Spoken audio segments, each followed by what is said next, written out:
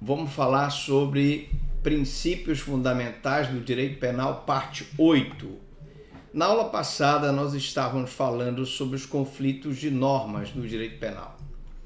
E hoje nós vamos começar falando sobre o princípio da consunção. O que é consunção? Ocorre a relação consuntiva ou de absorção quando um fato definido por uma norma incriminadora é meio necessário ou normal fase de preparação ou execução de outro crime, bem como quando constitui conduta anterior ou posterior do agente cometida com a mesma finalidade prática atinente àquele crime. Então, por exemplo, a violação de domicílio para subtração de coisa alheia móvel, ela é regida pelo princípio da consunção, onde o crime meio é absolvido pelo crime fim. O crime meio, violação de domicílio, crime fim, furto. O disparo de arma de fogo é absolvido pelo homicídio. Se uma pessoa é morta, evidentemente que eu não vou processá-la pelo disparo de arma de fogo e pelo homicídio, porque o homicídio absolve o disparo de arma de fogo. É importante salientar que o princípio da consunção, o furto em casa habitada, absolve, por exemplo, a violação de domicílio, acabamos de falar. O crime de homicídio absolve as lesões corporais, absolve o disparo de arma de fogo. O estupro cometido contra maior de 14 anos e menor de 18 absolve o crime de corrupção de menores. E assim sucessivamente. O crime meio absolve, o crime meio é absolvido pelo crime fim. Vamos falar um pouquinho sobre pós-factum e ante-factum impunível.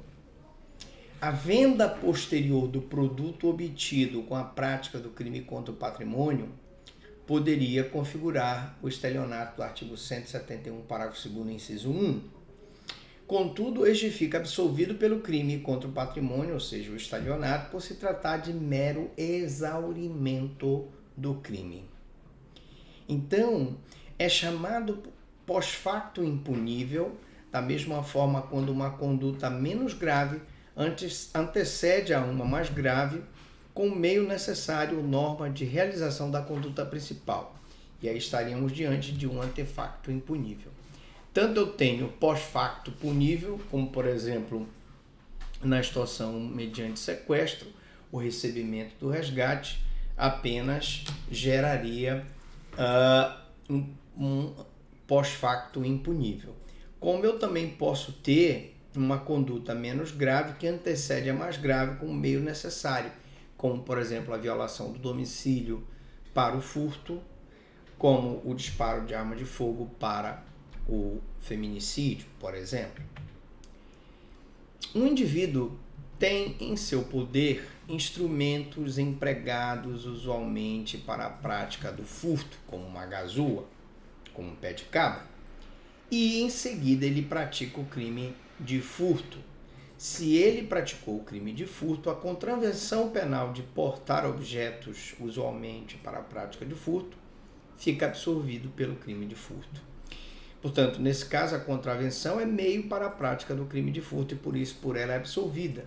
E aí nós teríamos aí um antefactum impunível. Igual efeito ocorre com o pacote de um porte legal de arma de fogo e a prática do homicídio.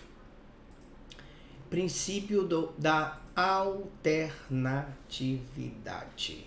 Alternatividade, que alguns doutrinadores mencionam, significa que a norma, contendo o denominado tipo misto alternativo, prevê várias condutas com modalidade de um mesmo crime, mas só é aplicada uma vez, mesmo que o agente pratique mais de uma conduta. Um exemplo clássico é o nosso artigo 33 da Lei de Drogas. Ele fala em adquirir, portar, vender, importar, mas mesmo que o agente pratique várias condutas da lei de droga, ele só responderá por uma conduta do artigo 33, pelo princípio da alternatividade. No caso, não há concurso aparente de normas, uma vez que as várias condutas estão descritas num só tipo. Perguntas e respostas, se inscreva no canal.